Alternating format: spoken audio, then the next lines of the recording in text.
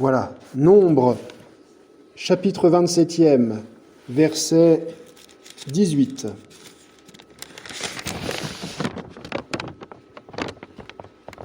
Et l'Éternel dit à Moïse, « Prends Josué, fils de Nun, homme en qui réside l'Esprit, et tu poseras ta main sur lui.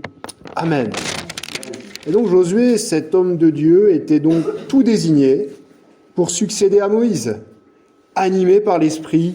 Et pour Josué, c'est un esprit de la grâce, parce que c'est un homme bon, craignant Dieu, haïssant la cupidité, et on le voit au fil de sa vie, il savait également gouverner. Il était courageux, compétent dans de nombreux domaines, tout en possédant aussi l'esprit de prophétie. Quelles que soient les capacités humaines d'un individu, et ça même à l'Église en fait, il ne peut pas vraiment effectuer de service dans l'Église où il est sans être auparavant animé par la grâce et les dons qu'offre le Saint-Esprit. Et c'est vrai que Josué a remporté des victoires, passé des épreuves. Il faisait le combat dans la vallée, et on se souvient de cette victoire particulière contre Amalek, tant que les braves, vous vous souvenez de Moïse, soutenu par Aaron et Our sur la montagne, élevé vers le ciel, il n'y avait pas de victoire, mais il savait que ces victoires passées, en fait, elles dépendaient justement de l'intimité à ce moment-là qu'ils avaient avec le Seigneur, sur la montagne, dans la prière, lorsqu'ils élevaient les mains, lorsqu'Aaron et Our et que Moïse était fatigué, venaient l'aider à lever les mains. Et donc l'Esprit remplit Josué, avant même aussi que Moïse ne lui ait imposé les mains dans notre lecture. Et dans l'Ancien Testament, en fait, l'imposition des mains était un acte public qui officialisait en fait que Dieu, l'Éternel, vous avait rempli du Saint-Esprit et choisi en fait comme responsable. C'est intéressant de voir que l'Esprit de Dieu a rempli Josué, l'a formé, préparé, bien avant qu'il soit nommé officiellement responsable du peuple en fait. Et en fait, on observe que Dieu ne permet pas que son peuple n'ait pas de responsable, même dans l'Ancien Testament, même dans les moments critiques, n'ait pas de responsable rempli de l'Esprit. Et ça, c'est important. Et dans le livre de Josué, par contre, quand on l'ouvre, j'ai fait la recherche, le Saint-Esprit n'est pas mentionné. Alors, nous voyons que la Bible ne mentionne pas forcément des choses qui sont claires, pourtant, pour cet homme. Mais Josué, on sait qu'il va avoir cette mission d'amener en Canaan, de passer le Jourdain. Et en Canaan, c'est pas terminé parce qu'il y a beaucoup de tribus cananéennes. Et il va y avoir un problème, c'est que même si Josué arrive à faire passer le peuple, si vous voulez, en Canaan, les tribus n'obéirent pas forcément au Seigneur, tribus du peuple de Dieu, ce que va en fait répéter le livre des Juges, puisque les Israélites, les Hébreux, ne les chassèrent pas toutes. Le peuple n'avait pas appris à vivre dans l'abondance, alors vint un déclin spirituel, et après à la mort de Josué, qui s'est effectuée à l'âge de 110 ans, Josué quand il décède, il a 110 ans, eh bien dans le livre des Juges, qui est la suite, qui va être la continuité de l'histoire du peuple d'Israël, au chapitre 2, verset 10, on va pouvoir lire ceci. « Toute cette génération fut recueillie auprès de ses pères. Et il s'éleva après elle une autre génération qui ne connaissait point l'Éternel, ni ce qu'il avait fait en faveur d'Israël. » Une nouvelle génération qui n'avait pas connu le Seigneur et sa puissance, comme Josué, lui, l'avait vécu, mais était attirée, malheureusement, cette nouvelle génération, par des mœurs débridées, par des temples cananéens, et Dieu finit par envoyer son jugement, et les Hébreux souffrirent des Cananéens qu'ils n'avaient pas chassés. Alors que, quand Josué passe, il avait demandé à Josué, le Seigneur, et particulièrement Josué avait demandé qu'il fallait vraiment, se faire la place, se placer, et chasser ces tribus cananéennes. Et en fait, nous pouvons vivre la même chose avec les nouvelles générations. Et les risques que l'on peut rencontrer dans nos églises, et bien souvent nous avons à redouter des mœurs en vogue dans le monde qui nous entourent de très près, et malheureusement des péchés que parfois l'Église peut tolérer au milieu d'elle. Il y a un danger à ce que l'ancienne génération pourrait malheureusement cesser d'exercer ses dons spirituels, cesser demander d'être renouvelé dans le Saint-Esprit, d'être rempli tout à nouveau de l'Esprit, cesser de répondre au ministère de l'Esprit.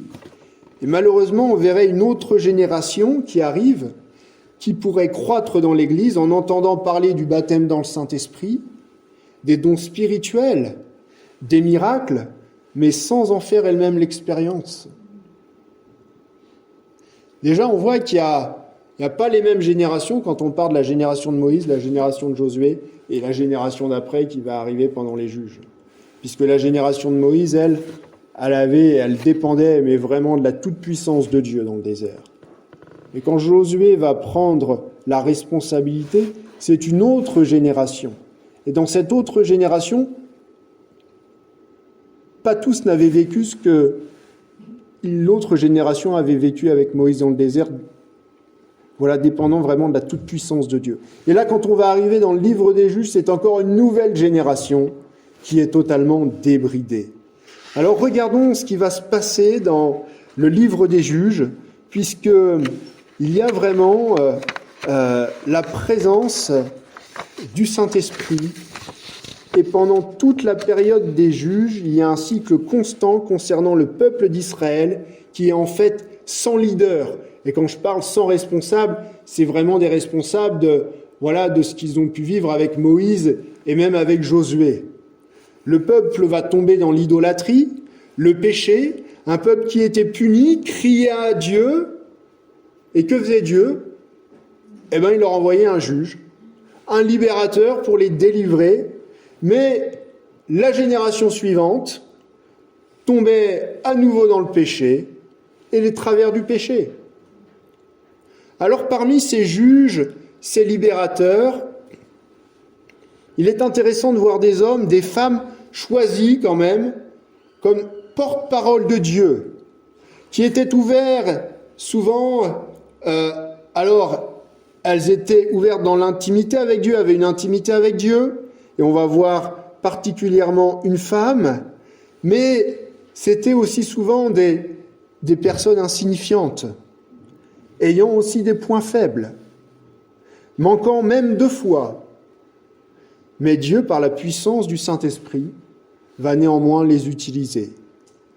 Le même Esprit veut encore maintenant, au milieu de l'Église, nous donner la sagesse, la compréhension, les conseils, la puissance, la connaissance et la foi pour le Seigneur.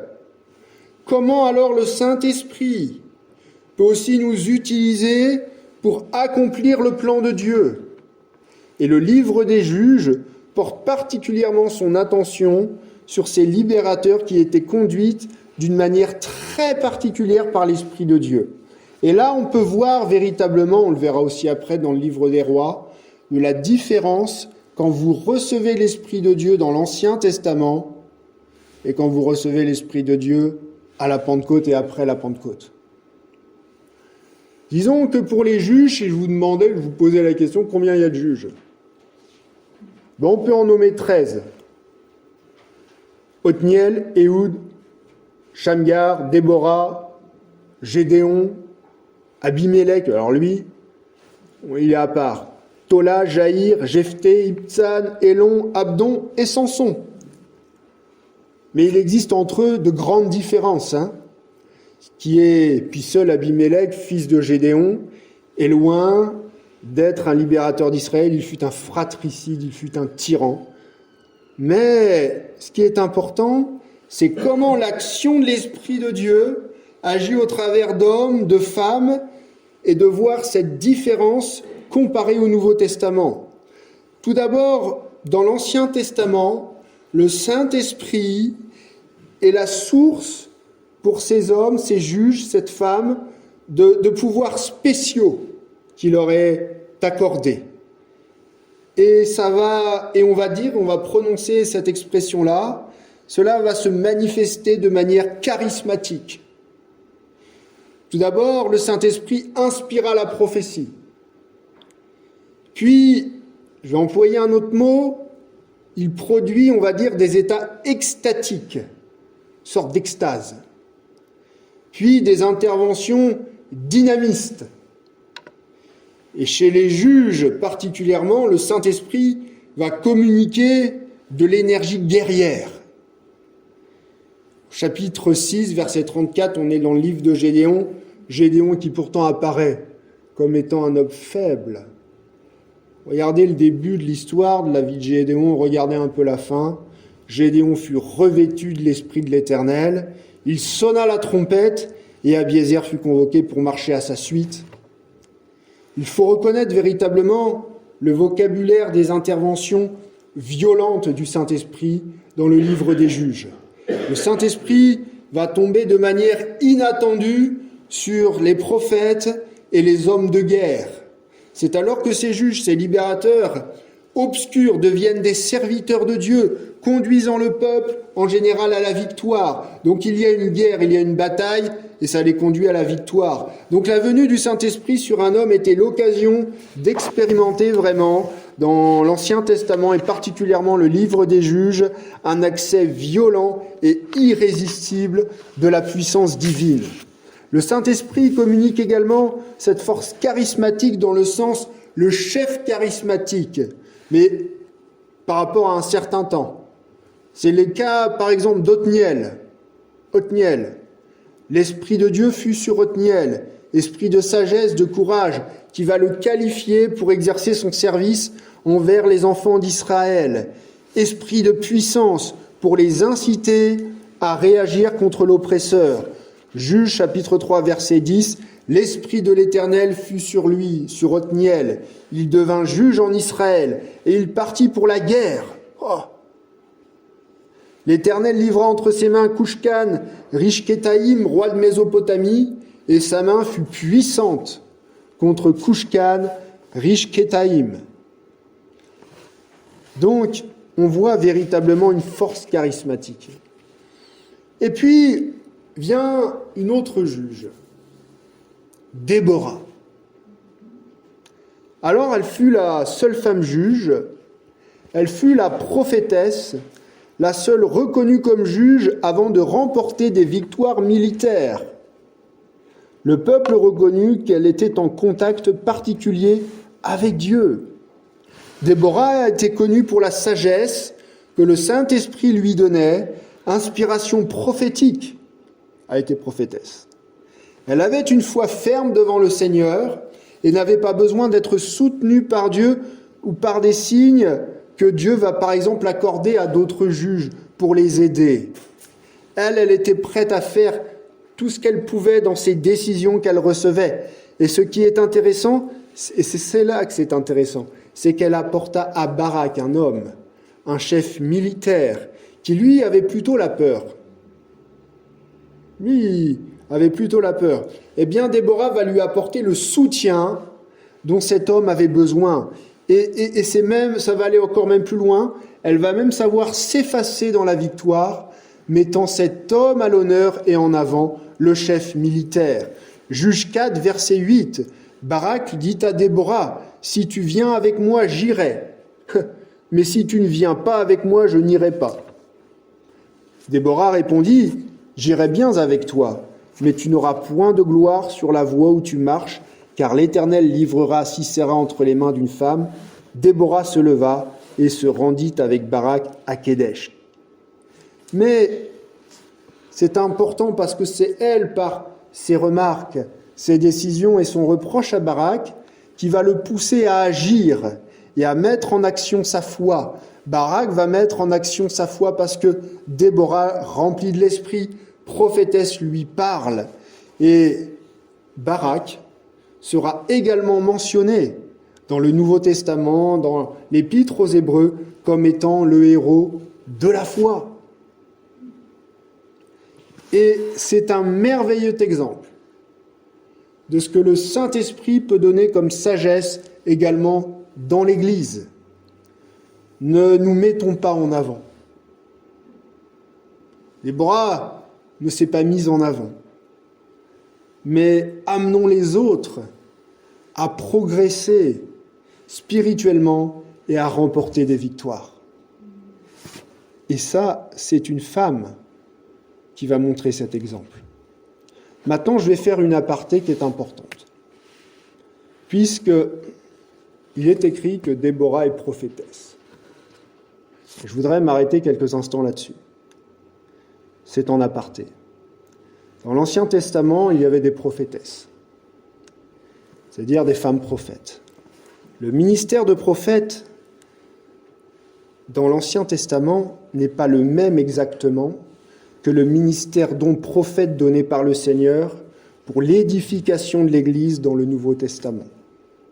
En prophétesse de l'Ancienne Alliance, donc de l'Ancien Testament, vous avez 3 femmes, vous avez Myriam, Déborah et Hulda, deuxième lettre des rois, deuxième livre des rois, chapitre 22, verset 14. Et puis j'ai aussi ajouté encore une autre prophétesse, Anne, 4e prophétesse dans l'évangile de Luc du Nouveau Testament. Mais peu après la naissance de Jésus, il faut comprendre que le peuple pieux, juste avant sa naissance et un petit peu juste après, vivait encore comme sous l'Ancienne Alliance. Et quand l'Église est fondée pour son édification, il y a les ministères dons qui sont donnés, qui sont décrits dans l'épître de Paul pour l'édification et la fondation de l'Église, mais vous n'avez pas les femmes dans les ministères dons ayant autorité. C'est très important. C'est ainsi, malheureusement, qu'il y a cette nomination incorrecte mise en place dans des églises évangéliques qui sont contraires et qui agissent contrairement aux Écritures lors de la fondation de l'Église primitive et de son édification. Et vous vous retrouvez avec des responsables d'Église autoproclamés qui nomment des femmes pasteurs, des femmes prophétesses ou apôtres. Alors vous me direz, certains vont prendre comme argument « Ah oui, mais dans le livre des Actes, chapitre 21, et on est après la Pentecôte, verset 9e, il y a les 4 filles vierges de Philippe l'évangéliste qui prophétisaient. » Mais il s'agit ici non pas du ministère don de prophète pour ces filles, mais du don spirituel de la prophétie. Et les femmes peuvent recevoir et exercer le don spirituel, le don de prophétie. Ce don ne s'exerçait naturellement, comme tous les charismes de l'Église apostolique, que dans les moments où le Saint-Esprit faisait sentir son action. Et les filles de Philippe ne contrevenaient pas aux prescriptions de l'apôtre Paul, et car l'expression qui a été rédigée par Luc, c'est Luc qui a rédigé le livre des Actes, ne les présente pas comme des enseignantes, ni ayant comme autorité dans les assemblées. Donc, on ne nomme pas des femmes prophétesses. Voilà ce que je voulais en aparté expliquer, pour expliquer que oui, les femmes prophétesses, c'est sous l'Ancienne Alliance, et dans le Nouveau Testament, mis à part Anne, mais qui vivait encore sous l'Ancienne Alliance à ce moment-là, il n'y a pas besoin de nommer de prophétesse. Maintenant, un autre juge qu'on a parlé au début, qui semblait assez faible, Gédéon. Gédéon, on va voir encore d'autres verbes qui sont mis devant le Saint-Esprit et qui vont nous interroger sur ce qu'ils reçoivent de l'Esprit de Dieu. Et Gédéon, j'ai marqué, moi, personnellement, un véritable vêtement de l'Esprit sur lui. L'Esprit s'est habillé de Gédéon. Et Gédéon, il venait d'une famille très modeste. Alors lui, il correspond à un merveilleux exemple de ce que l'Éternel est prêt à faire pour fortifier la foi de la personne qu'il désire utiliser. Dans Juges 6, 34, L'action subite du Saint-Esprit est exprimée par le verbe revêtir. Revêtir. L'Esprit du Seigneur revêt Gédéon. C'est pour ça que j'ai parlé d'un véritable vêtement de l'Esprit sur lui. Et cela suppose que le Saint-Esprit enveloppe, prend possession de celui qui devient un libérateur. Et avec audace, Gédéon sonne alors là la trompette, comme on l'a lu tout à l'heure. Il convoque le clan d'Abiézer pour combattre contre les ennemis d'Israël. Et ce revêtement du Saint-Esprit est une communication de hardiesse, là encore, de force guerrière qu'on retrouve, et qui rend possible la victoire et la libération du peuple. Le revêtement décrit la puissance irrésistible qui saisit Gédéon de manière soudaine et imprévisible. Voilà pour beaucoup la sphère d'inspiration et de la puissance que l'on a appelée, comme je vous l'ai dit, intervention dynamiste et état extatique. Mais le Seigneur, par son esprit dans l'Ancien Testament, peut utiliser une personne comme instrument pour le servir, aussi quel que soit son passé, quelle que soit son origine. Et j'ai cité un autre exemple, l'exemple de Jephthé. Quand on ouvre le livre des Juges au chapitre 11, verset 1, on a Jephthé le Galadite, était un vaillant héros, il était fils d'une femme prostituée. Et c'est Galad qui avait engendré Jephthé. La femme de Galad lui enfanta des fils qui, devenus grands, chassèrent Jephthé et lui dirent « Tu n'hériteras pas dans la maison de notre père, car tu es le fils d'une autre femme. » Et Jephthé, donc, Juge 11, verset 29, « L'esprit de l'Éternel fut sur Jephthé. » Il traversa Galad et Manassé. Il passa à Mitzpé de Galad, et de Mitzpé de Galad, il marcha contre les fils d'Ammon. Donc, Jephthé n'était pas seulement insignifiant aux yeux des hommes, mais rejeté, méprisé par ses frères qui ont voulu se débarrasser de lui. Ils prirent prétexte de sa naissance illégitime pour le chasser. Mais Dieu ne condamne pas Jephthé pour les péchés de sa famille. Jephthé honorait Dieu, croyait en ses promesses et ses alliances. Et Dieu va susciter des événements qui poussent ses frères à lui demander de revenir pour conduire le peuple contre les oppresseurs qui étaient les Ammonites. Et Jephthé est donc rempli là encore d'une force surnaturelle par l'Esprit de l'Éternel. Et Jephthé va parcourir Galad, il va appeler aux armes tout le peuple, et il va amener le peuple à se battre, et ils remporteront la victoire à la fin. Et ce qui est important pour nous, c'est que lorsque l'Esprit de Dieu vient sur nous, il ne nous prend pas plus que notre libre arbitre. C'est aussi, et ça peut être difficile parfois à comprendre, il nous est toujours possible de commencer à nous appuyer sur notre compréhension, c'est vrai, sur ce que l'on ferait, même lorsque le Saint-Esprit agit. Et Dieu se montra compatissant, mais Jephthé n'en eut pas moins à endurer les conséquences aussi de son action. C'est qu'il y a eu quelque chose qui est terrible, le vœu qu'il a fait envers Dieu.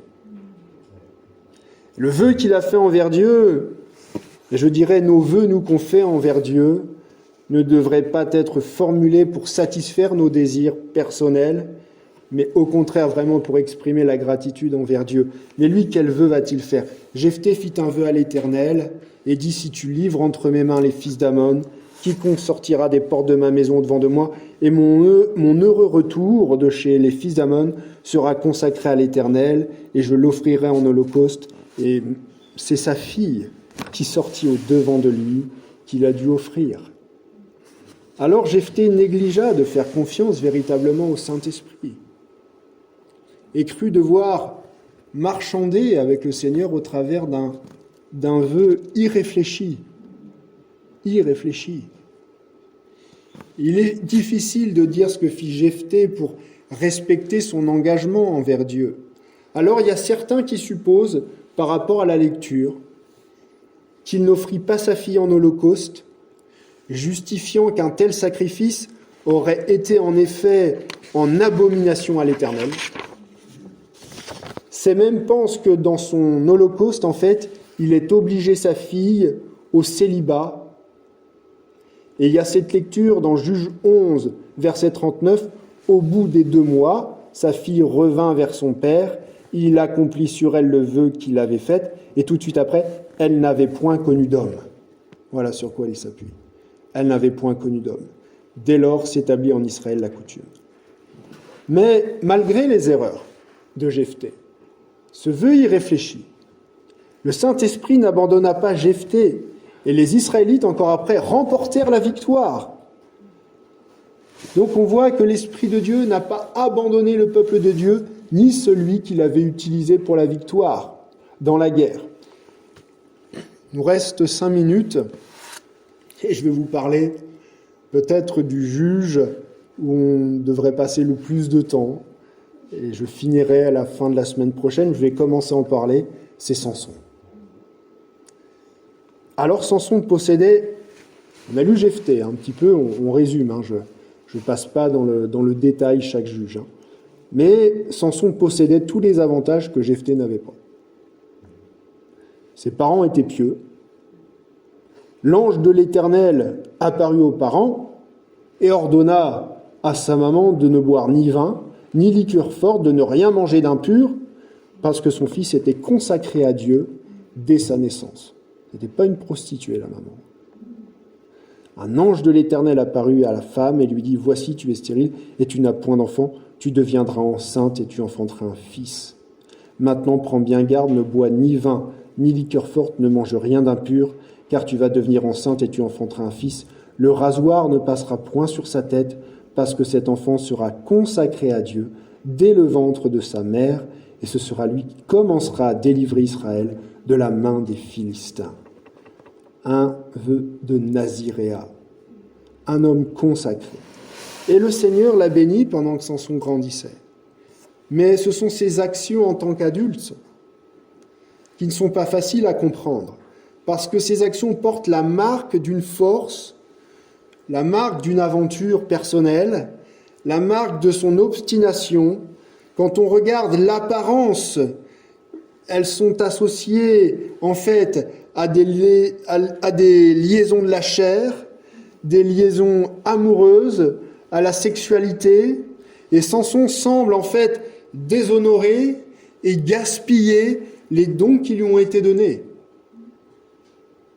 Et malgré ces œuvres de la chair, Dieu traite cependant, et Dieu secourt son peuple.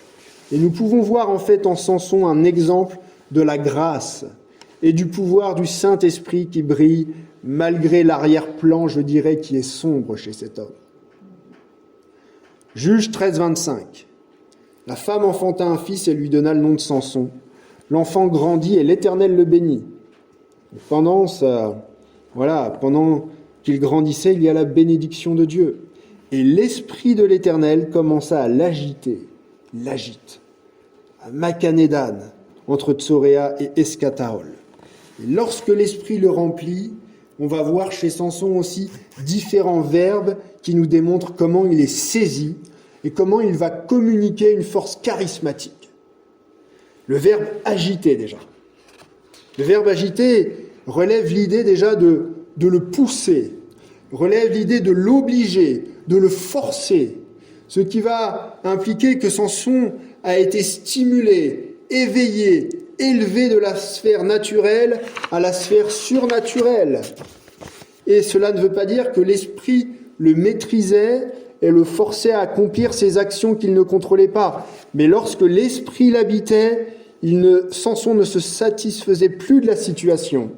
Il était obligé de passer à l'action avec la puissance du Saint-Esprit. Et l'expression 3 fois du verbe « s'emparer » également. L'esprit s'empara de lui, dans le sens où l'esprit s'élançait, se précipitait. Donc au moment précis où Samson en avait besoin, le Saint-Esprit lui donnait un puissant élan de force. Cela nous montre que le Saint-Esprit agissait au bon moment. Et j'ai relevé 3 gros exemples. Voici un jeune lion rugissant vint à sa rencontre. L'Esprit de l'Éternel saisit Samson. Et sans avoir rien à la main, Samson le déchira le lion, comme on déchire un chevreau. Juge 14, verset 5. L'Esprit s'empara, l'Esprit le saisit. Juge 14, verset 19. L'Esprit de l'Éternel le saisit, s'empara de lui. Et Samson descendit à Ascalon, il tua 30 hommes. Oh. Juge 15, verset 14. Lorsqu'il arriva à Léki, les Philistins poussèrent des cris à sa rencontre. Alors l'Esprit de l'Éternel le saisit. Les cordes qu'il avait au bras devinrent comme du lin brûlé par le feu, et ses liens tombèrent de ses mains. Il trouva une mâchoire d'âne fraîche. Il étendit sa main pour la prendre et il en tua 1000 hommes. Ouais, quelque chose, hein. Quand l'Esprit véritablement s'empare de lui. C'est très particulier chez Samson. Samson contrôlait ses facultés, mais s'abandonnait totalement à la puissance du Saint-Esprit. Je vais arrêter ce soir parce qu'il est l'heure de repartir, et je recommencerai la semaine prochaine pour finir dans la vie de Samson qui est très particulière. Que le nom du Seigneur soit béni, soit glorifié. On va se quitter dans la prière et je demanderai à notre frère Thierry s'il veut bien prier et remettre notre retour entre les mains du Seigneur.